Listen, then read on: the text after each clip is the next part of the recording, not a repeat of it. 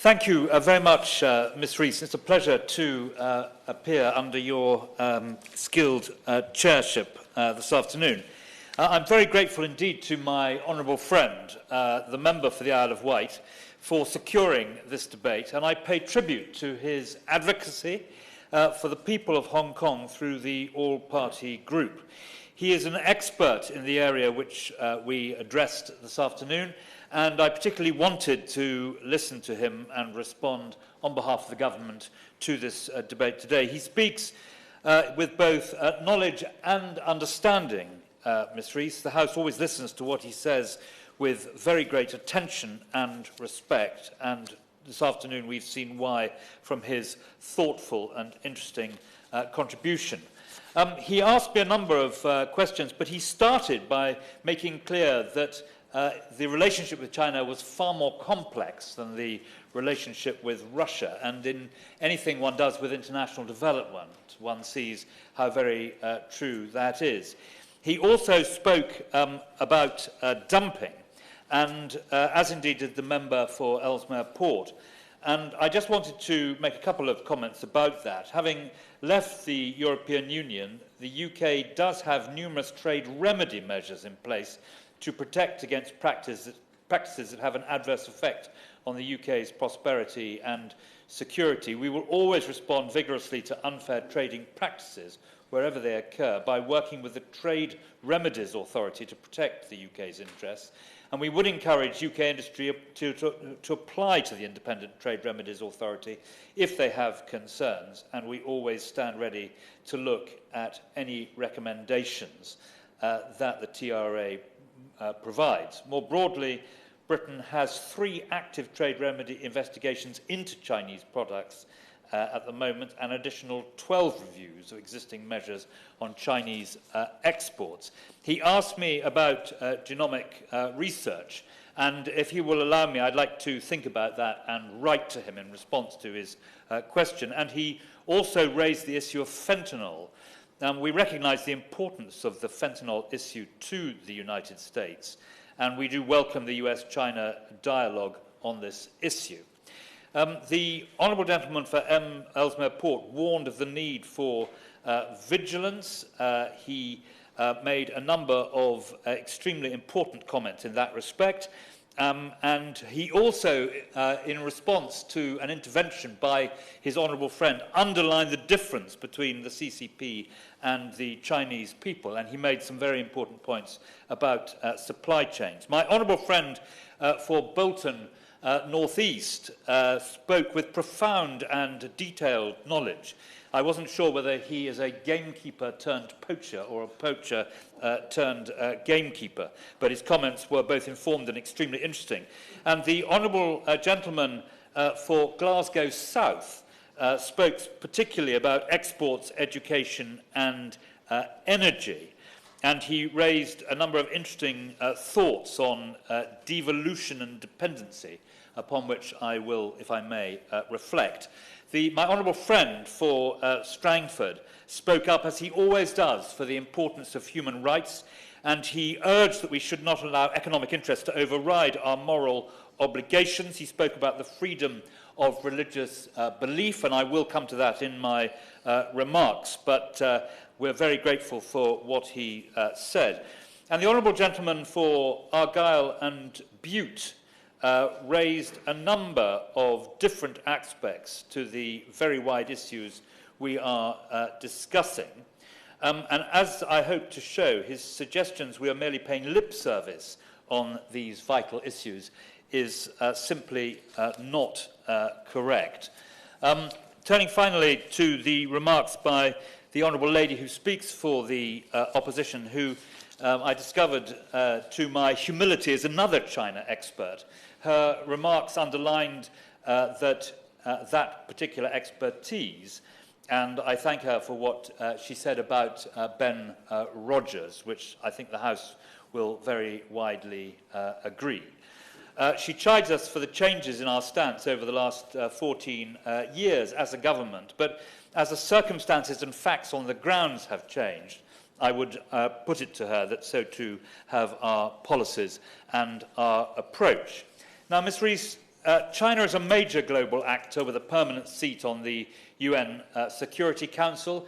It has an impact on almost every global issue of importance to the UK.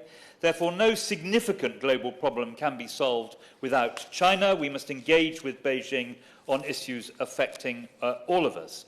And the government recognises this epoch-defining challenge presented by China under the CCP, and our response and approach are based on three key pillars. This House will be familiar with these pillars, but allow me very briefly to set them out to frame my response on the issues that have been raised during this debate. The first is about protecting our national security through key measures. I refer specifically to the National Security and Investment Act and enhanced export controls.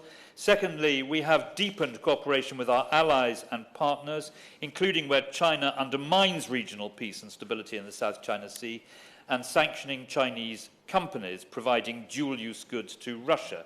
We join with our allies and partners to call out China's human rights violations. And thirdly, we engage with China where it is in our interest to do so on global challenges like climate and artificial intelligences, such as through the AI Safety Summit. Now, allow me to reflect on some of the specific issues that have been raised in a little more detail. Beginning with national security, which is our top priority in engagement with China. I'm sure honourable members understand that I cannot comment on cases that are before the courts. However, we make our concerns clear.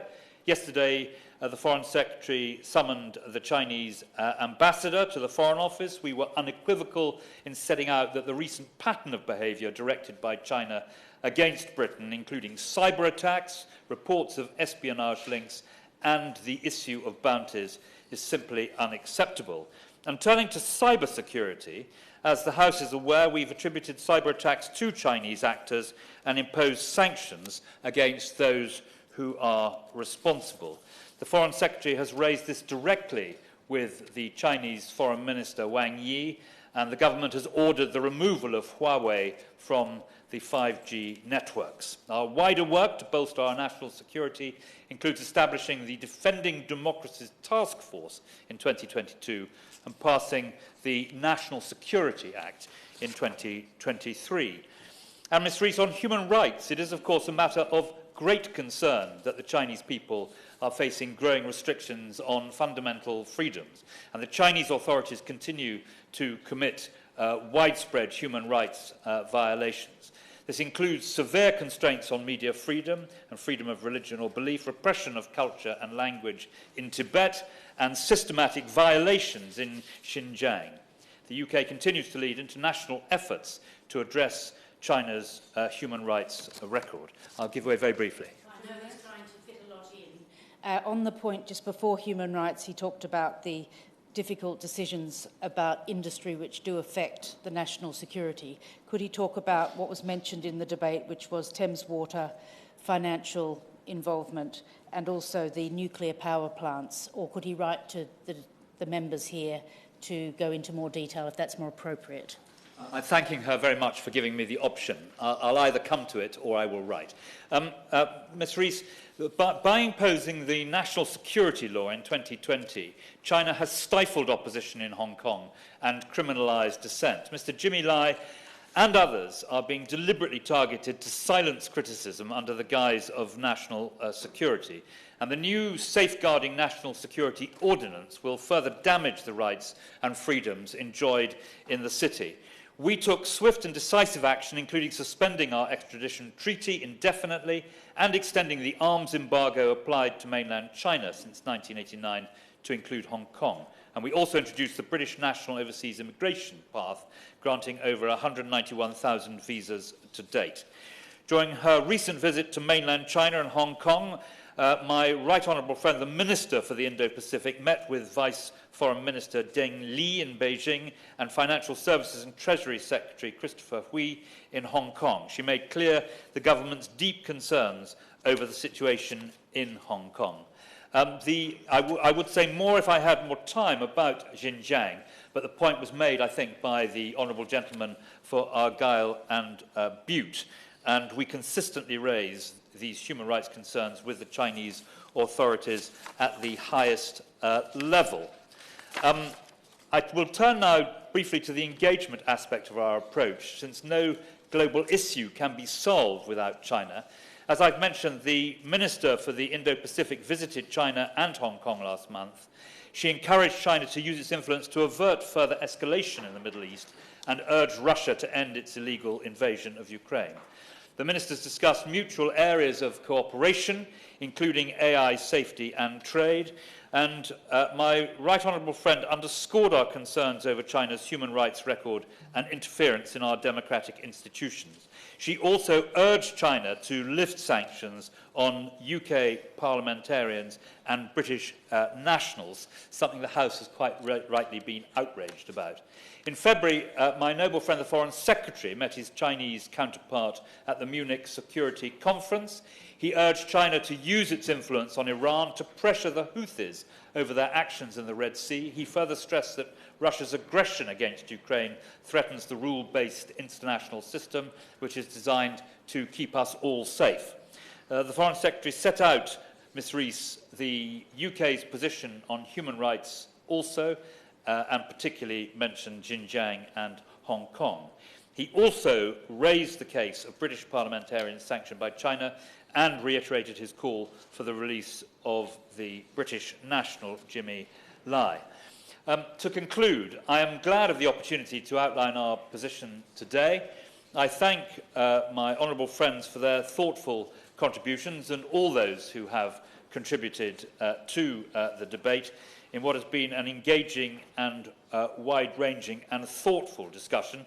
It is clear that the challenges posed by China are both complex and evolving, and we will continue to respond with an approach that both protects our national security, aligns with our allies and partners, and engages with China where it is in the UK's interests to do so. And because time is so short, Ms Rees, and the Honourable Lady who speaks to the opposition asked me specifically about Thames Water and about other Chinese investment, I will, if I may, write to her in detail on that as soon as I can. Bob Seeley.